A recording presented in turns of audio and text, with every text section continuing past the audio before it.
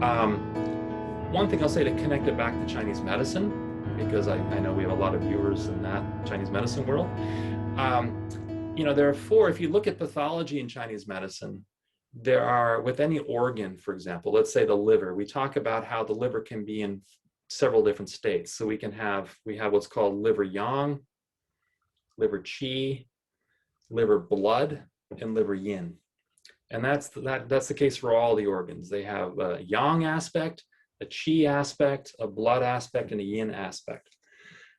Now, how does that relate to what I've just been talking about? Well, interestingly, if you really look at what yang means, the yang aspect of an organ, it refers to the inner warmth, metabolism, and that comes largely through the arterial blood flow into an organ and the oxygenation and mitochondrial function. In functional medicine, we call yang deficiency mitochondrial dysfunction. Same thing. So that's the yang force, and that relates very strongly to the warmth ether. So you can say when you talk about the organ yang, you're talking about the warmth ether of that organ. So the liver has a warmth ether, the heart has a warmth ether, the kidney system has a warmth ether, and so forth. So excess would be too much warmth, and that would create inflammations and fever and redness in the face and bounding pulse and things like that. Or deficiency would be a lack of that warmth element, that warmth activity. And again, in the functional medicine world, they would call that mitochondrial dysfunction. And we know that mitochondria are where we make the ATP, and then the muscles in particular are where we make heat through their mitochondria. Both skeletal and cardiac muscle makes most of our heat, and then brown fat makes most of the rest. So that is the warmth yang. Now, qi I talked about, that's the light ether. So we can look at the qi as the light forces within you. So the liver qi would be the light activity in the liver. Now, what is the light activity physiologically? Well, interestingly, I mentioned that the light forces are strongly connected with the nervous system. And the liver has its own nervous system. It has both parasympathetic and sympathetic nerves that go into it, but mostly parasympathetic, vagal fibers. When the vagus fires in the liver, it actually speeds up all the liver activity. It increases detox, it increases, in the case of the parasympathetic, glycogen storage, protein synthesis, fat synthesis, etc. And so the light ether actually drives the physiology. It activates it. And so we can connect that qi part of an organ to its nervous system, to its autonomic nerves. And that allows us to measure all sorts of stuff now, because we have techniques to measure the autonomic nervous system. In fact, when we say we're moving qi around, there's a very strong correlation with that and autonomic nervous system. Again, qi is not just the autonomic nerves, it's the light that flows through them. Yeah, so there's a little difference there. And it's related to those gases that I talked about, nitric oxide and whatnot as well. So that's the qi aspect of an organ. So qi stasis is really a situation usually of excess qi that gets bound up. So we'd say that's like, for example, too much sympathetic activity in the liver. And that causes too much breakdown, too much glycogen breakdown, protein breakdown, and so forth. Qi deficiency would be there would be a lack of those autonomic forces, and so the liver becomes sluggish. It doesn't metabolize as quickly anymore. Everything backs up, and so we get issues there. So that would be one aspect of that. When we describe qi stasis, liver qi stasis, like for example in PMS, where you have all of these, more pelvic pain and mood swings and all these different things.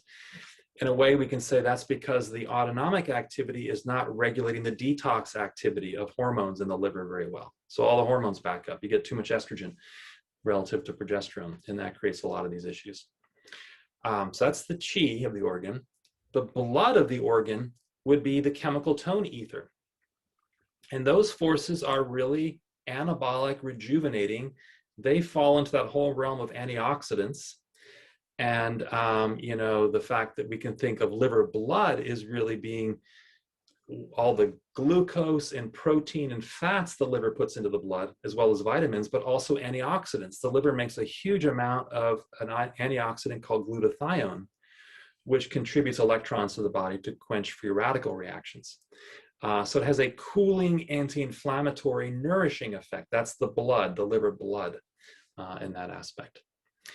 And then we have the liver yin, which would relate to the life ether. That's the actual physical life activity and structures, the morphogenic field that holds the whole liver together, is its yin aspect.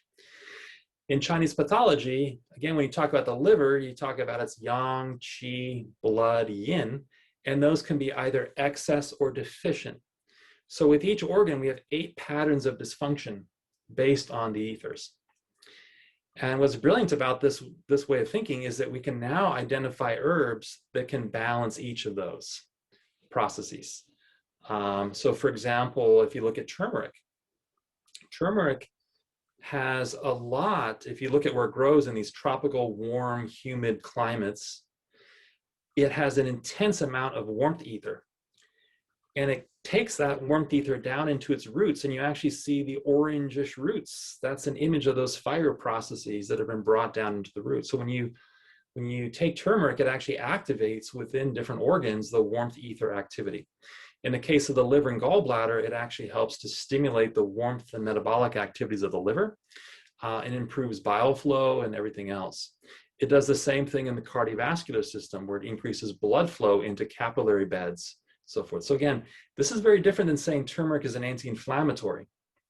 This says that turmeric actually treats chronic inflammation by improving more blood flow, effectively actually trying to get more acute inflammation going, although it's very subtle, to heal. So it's activating the warmth in those. So it's very good for the chronic inflammatory patterns of inflammation and pain. It's not going to be as good for your acute patterns. Now it can be, but it's better for the more chronic because you're trying to work with the warmth forces. Versus other herbs like peony root is very rich in starches. It's also very rich in flavonoids. And flavonoids in general have a very strong affinity for the chemical tone ether. And they're antioxidant and whatnot. So in the sense, in the liver, the peony emphasizes the blood aspect. So it nourishes the liver blood. So it has an effect there. So you can begin to see how you can start to now look at all the organs as having these 4 processes. And then again, with excess or deficiency of each, we can have 8 primary pathological patterns with each organ.